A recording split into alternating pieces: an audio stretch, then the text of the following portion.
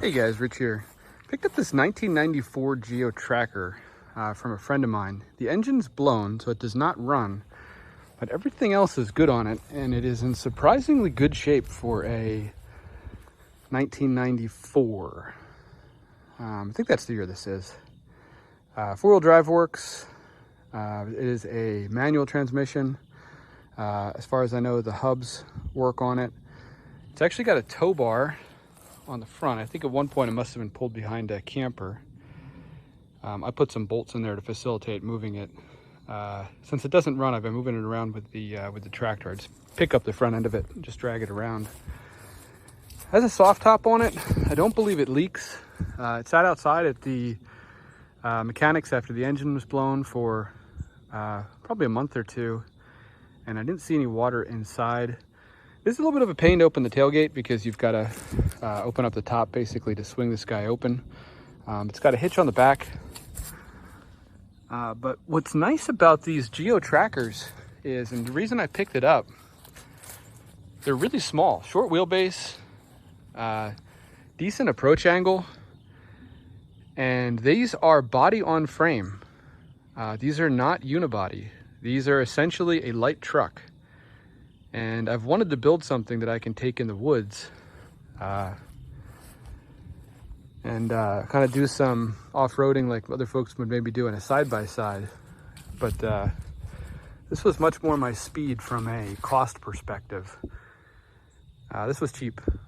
At least I think it was cheap. Like I said, I got it from a friend. He gave me what I think is a pretty good deal on it. I think he'd rather see it go and potentially get rebuilt into something versus just going off to the scrapyard or getting split up for parts.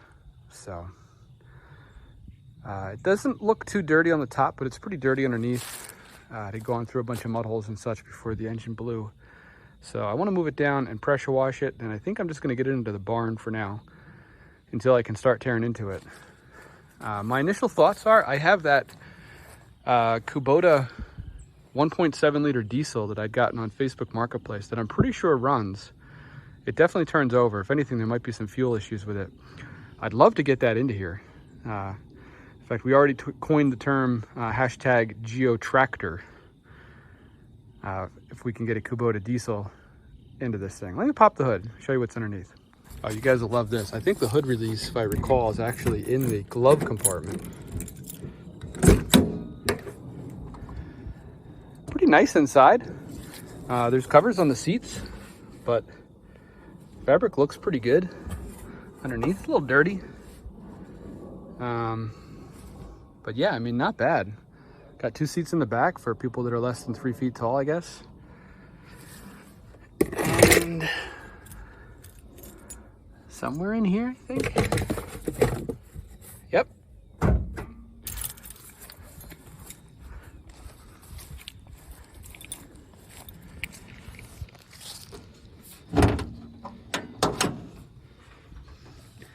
Yeah, so this is either a 1.6 or a 1.7 liter gas engine in here now. 1.6 liter. Yeah, so the Kubota Diesel would actually be, I think that is a 1.7. It's either 1.6 or 1.7. It would be the same size. It's gonna make a lot less power, but probably have about the same amount of torque, if not even potentially, well, you know what? It probably has about the same amount of torque or a little bit less, but it's gonna make that torque at a much, much lower RPM. So this thing could really just creep along. I think this has a 2-speed transfer case in it as well. So I don't know what the mechanic had apart in here. I don't think it's worth putting too much effort into trying to get this motor going. The mechanic told him it wasn't worth it. If I happen to see one of these super cheap turn up, I wouldn't be opposed to swapping one in, but the guy that I bought it from, he was already doing that. He was already kind of keeping an eye out on things, and just, you don't see a whole lot of these turn up. It seems like the motors in these are probably the part that's worth the most amount of money. Take a look inside. Yeah, I think this has a 2-speed transfer case. Yeah, this has basically like a J-stick in it, just like the old Toyotas, which is nice. You're not waiting for any kind of actuator or anything. And my guess, in 4 low with a diesel engine in here, this thing would probably be a tank. So All right, let me get down and get this cleaned up with a pressure washer. Yeah, she's all grody underneath. It's all covered in northeast Pennsylvania coal field mud mixture crap. You can see the frame in there too.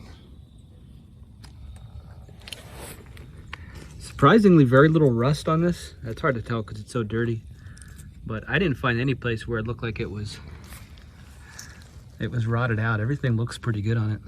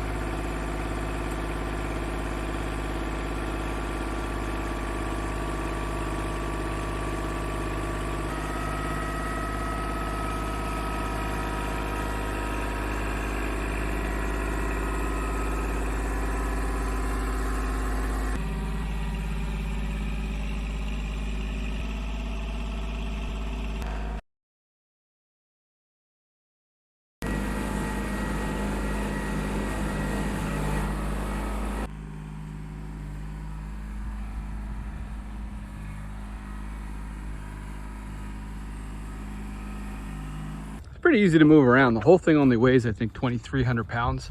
Most of that weight probably is in the front, or at least the front half of the vehicle, given that's where the engine and the heavy bits of the drivetrain are.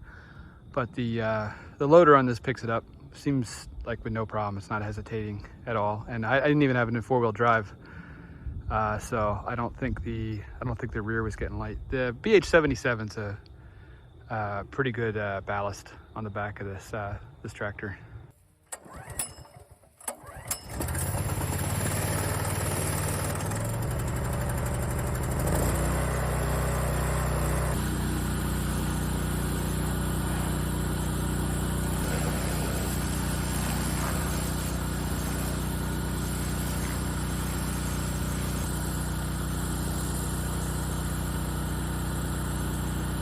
All right, I didn't record everything, but I got in the engine bay.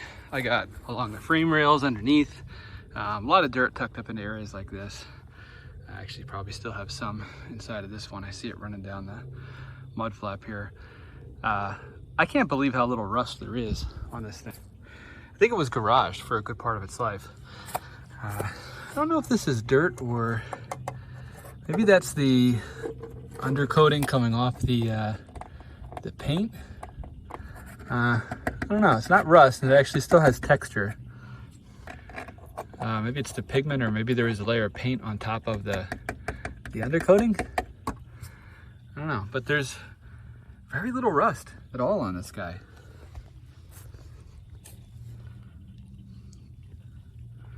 Like the whole frame is either has undercoating on it, or where it doesn't have undercoating, looks like it has little or no rust. I think this is going to be a good candidate to try and convert into something else. So let me know what you guys think down in the comments. If you have any experience with this. This is, I believe it's a 1994. I don't think it's worth trying to work on the motor that's in here. I think I really want to try and get that Kubota motor in here. The motor I have, it's actually I think I featured it on the channel before when I picked it up. I picked it up on Facebook Marketplace. It's actually, it's branded Volvo, but it's made by Kubota. In fact, the emission sticker says Kubota right on it. And it's the same engine that's actually in my tractor. It's the same D1703 direct injection that's in that thing. I think it'd be a good fit for using this in the woods. It's probably gonna be underpowered for on the street, maybe with a turbo. It would make close to the same power, at least be streetable. But in stock form, I think it's this is just going to be good in the woods. Good news is this is a 1994, like I said, or thereabouts, It's definitely old enough to put an antique plate on it, which means I'd be paying, I think, a single registration in Pennsylvania, and then I don't need to inspect it. So no one's gonna be questioning my choice of engines under the hood. And inside, we've got air conditioning. Probably not when we're done with it. Looks like that broke off at some point. Aftermarket Pioneer head unit for the tunes. Ooh, with an aux input. And a cord, nice. 5-speed manual. As I mentioned, J-stick for the transfer case. Parking brake works, but here, we're stopped now. Let's see if I take it off. Yeah. Okay, so it is holding. It's all the way at the top. It probably needs to be tightened up. It does work. I just took it off and we started to roll. Dash looks decent. We got a tire iron. Back seats. Let's see if I fit back here. Probably would have been easier from the other side, huh? Tarp.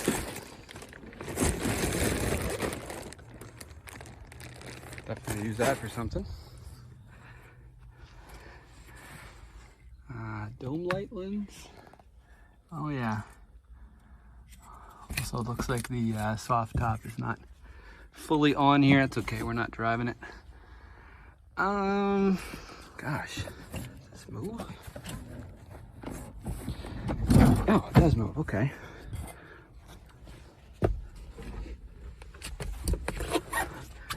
Oh, all right, actually it's, you know, it's not terrible. My head has about 2 inches over top of it. I don't know. Yeah, I can't move this seat back. Well, you know what? We could switch to the other side here. Let's see here. That seat is in a position that an adult could actually sit in the front. So let's see. Yeah, you know, it's not bad. Oh, thank you 1990s, when safety didn't matter that much and we could just have space everywhere. This thing's probably not great in a highway accident, but I don't think it's going to be back on the street. I'm surprised how I'm 6 foot even, and let's see, I'm going to sit upright in the seat. I have that much room in front of my knees, so that seat could actually come back a bit. My feet would be under the seat if it did come back, but it's forward enough that an adult would sit in the front. So yeah, the back seats in this thing are actually usable. So it's going to be a 4-seat side-by-side. What do they call those? I guess it's not a side-by-side. Is it a side-by-side with 2 behind? Comment below. What's the name for those? So guys, let me know what you think I ought to do with this. Again, my current idea is to put that same Kubota Diesel that's in the L2501 tractor in here and just use it in the woods. If you've got any experience trying to mate something up to the transmission on one of these, again, this is a 1994 Geo Tracker. I believe that makes it a 1st generation tracker. These are solid axle in the rear, independent front suspension, which looks like, just peeking at it, I think that might be where the challenge is. It looks like the oil pan on this is notched to account for like the front axle housing that splits the torque to the 2 shafts out to the side. And I can't just raise the whole thing up to get more clearance because of the way it mounts inside the frame. Well, maybe I can. I don't know. I guess I won't really know until I start taking this thing apart. But please comment below if you've got any ideas. If you know anybody that has converted one of these, or you know, particularly if they happen to have tried to mate up a Kubota Diesel to one of these. Thanks for watching, guys. I'm going to end this one here. I don't know how long it's going to be until I can get working on this again. I think the next step is probably going to be working on that Kubota diesel engine, just making sure that I can get that running and that there are no issues with that before I start trying to do anything with customizing this vehicle for that engine to fit in it. Because if that one doesn't work, I'm either going to be looking at a different diesel to put in here or something else. The other idea I had was I also have a spare engine that's the same that's on that power washer. It's a Honda GX390. Obviously very low horsepower, But I thought, you know, in the woods, you're not on the throttle all the time, right? And you don't need near as much power as you do on the street. What if we did electric in here and then had sort of a hybrid system where that was connected to, you know, a big stator like you'd have in a generator that was constantly charging a battery bank, and then the battery bank ran the electric motor for this. So you could run it all electric for a limited period of time. And if you ran it really hard and ran the juice down, you'd just leave that guy running under the hood, probably on the factory gas tank, until you get enough charge back up. That's sort of my backup idea for this. Again, comment below, let me know what you guys think. Take care, guys. I was just messing with it some more. So I discovered the seats actually fold up. I was wondering, like, how do you use the cargo space in this thing? So it's got a button here. That flattens the seat, so I guess even you could already kind of use it a bit like that. But then there is a lever up here. Really hard to do holding the phone. There we go. There's a release there, and then it pops up forward, and you have all the space back here. So I guess you could leave the seat.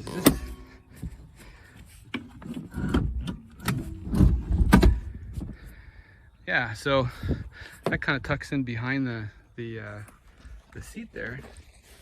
And you still have a decent amount of cargo space in the back. When I say decent amount,